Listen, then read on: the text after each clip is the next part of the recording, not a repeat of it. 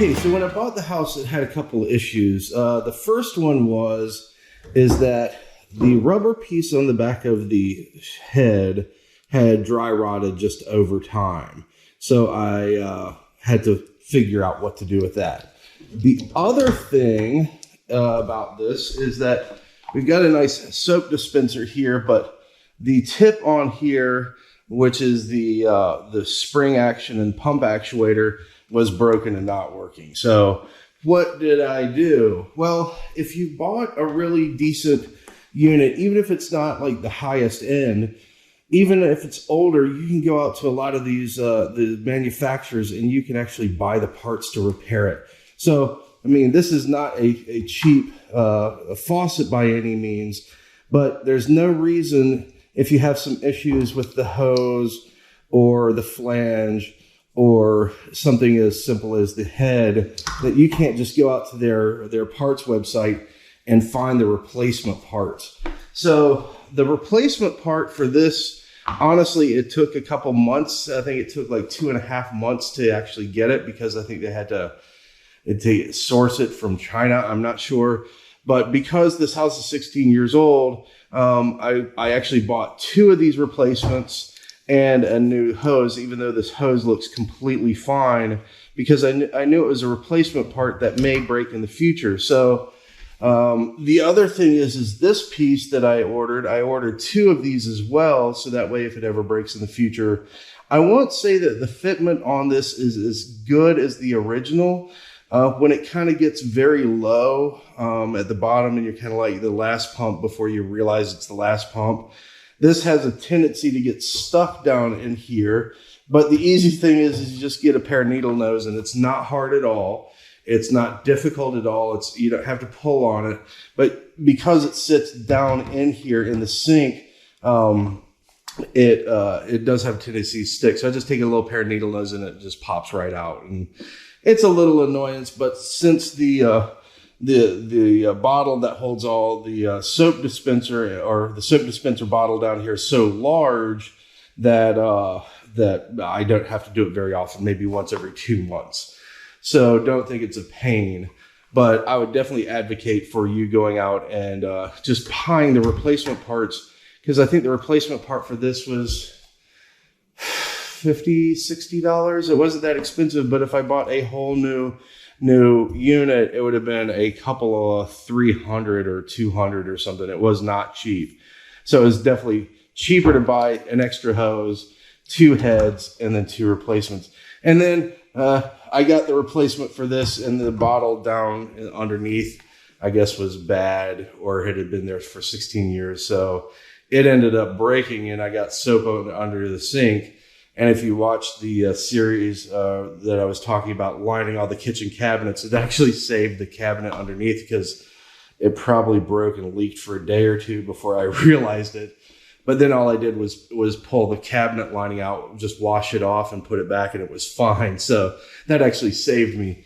But I had to order 2 more of the soap dispenser bottles that were under there. And it was kind of a pain getting down under and then back and around everything. But overall, I think to repair this cost me around $150 with 2 heads, 2 hoses, 2 bottles, and then 2 of the actuators, where if I had just replaced this alone, it would have been, $300 or something like that. And if I had to replace that, it would have been another, $75, $125. So I was able to repair this. It works perfectly. There's not a thing wrong with it. It'll last another 16 years. And then when it finally does have an issue, I got more replacement parts. So, instead of going out and buying and repairing everything, or replacing everything, and just repair it. You can find the parts. If you call the local plumber shop, they may charge to come over to do a service call. But honestly, this is something you can do yourself. If you look right here, it actually unscrews apart. So just put a rag around here and then a small vice grip very carefully. It'll unscrew itself. It's too easy to replace this unit. It just unscrews right there. And if you need a new hose, same thing. It unscrews here and then unscrews underneath. No need to pay someone $100 service call to come out and just replace a head that you could do yourself for $50. And then on top of that, I'm not saying any plumbers are doing anything wrong, but it's their incentive to sell you a whole new unit than it is for them to spend the time to try to source that one part. I actually had a little issue figuring out what the part number was, because there was like 3 of these units that were very, very similar. And I think the diameter here was an 1.5 inches off. These looked similar, but it was a little bit different width. So I actually called up Delta's service department, and they were super helpful about figuring out the right one. So do your research to figure out as best you can which the unit is. And then at least Delta's customer service was good. Again, I'm not paid by, sponsored by, or given any free stuff by them. I'm just saying what happened to me. The other thing about it is, so when you're taking care of your sink, there's 2 things that you can do. Well, there's one thing you can do. So I'm not advocating for either one of these. It's completely up to you. But one of the things you can do to take care of your sink is clean the garbage disposal. Both of these have pretty much the same instruction set. Run hot water for a minute or 2 and then put this down there, and it's a foaming cleaner. Now, there's another trick out there that is actually fairly free instead of doing this. But what you could do is just take a couple scoops of ice and put it down there. And then, well, whenever we use a lemon for, making a mixed cocktail or something, we have the ends left over, and we'll just set it here by the sink because it smells good. It's citrus. But you can take those ends and a cup of ice and run it down there, and it'll clean it out fairly well.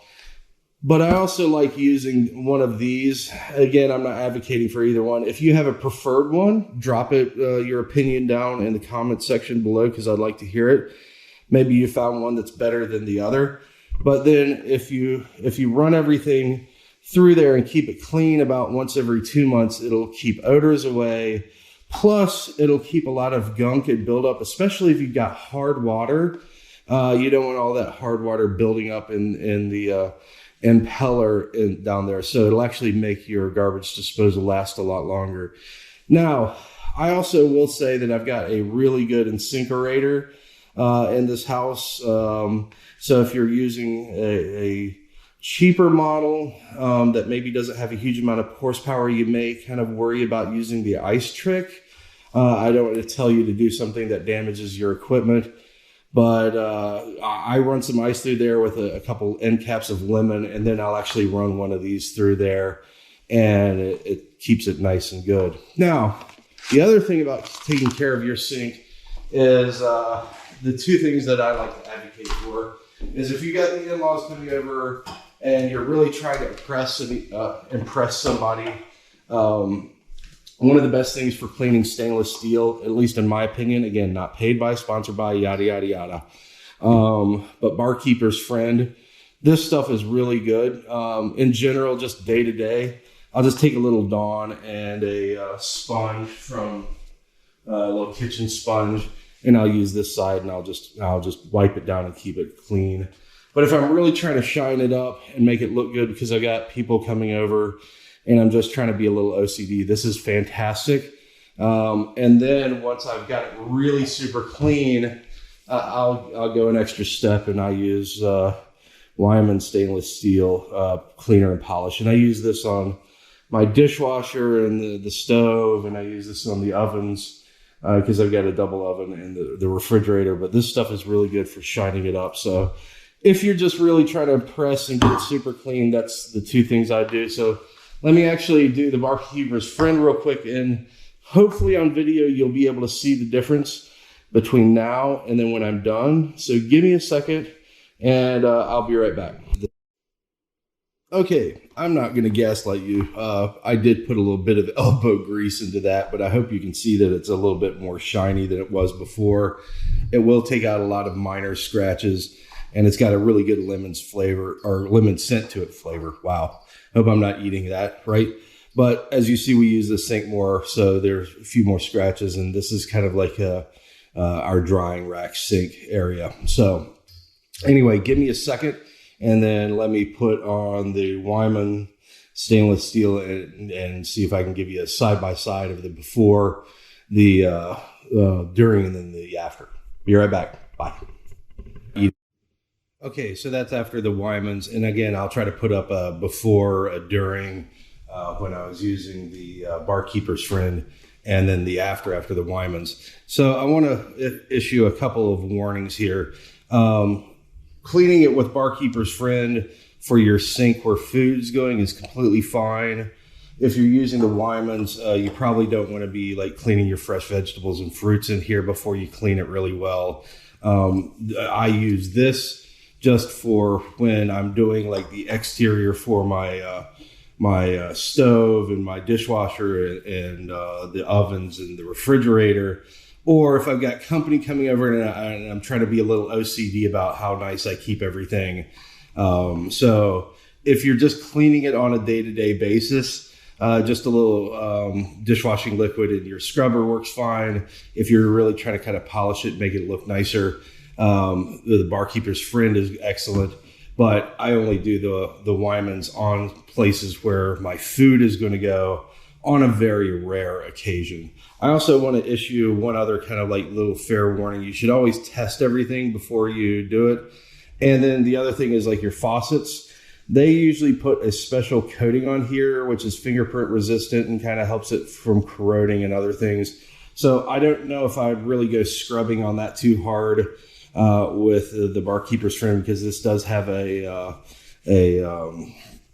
oh, what do you call it? It's kind of like toothpaste. It's got a little grit in there to help polish and shine everything. So I wouldn't want you to like use it really heavy and put a bunch of elbow grease into this and then scratch or damage your coating. So just test everything before you use it. But in general, for day-to-day cleaning, I'm just going to use soap and my kitchen sponge. And then about once every couple of weeks, I'll use the Barkeeper's Friend to keep it nice and shiny. And then again, lastly, this is just for when I'm having like Christmas and or if I'm getting ready to sell a house or do something, clean it up really nicely for show, I'll use that. In general, though, I'll use the Wymans on other surfaces where my food isn't touching. So just be aware of that. But yeah, I mean, consider this as a 16-year-old sink. This looks so much better. So anyway, that's my tips for keeping the kitchen sink clean. Now I got to throw a tab down here in the garbage disposal, and I'm done with this. Talk to you later.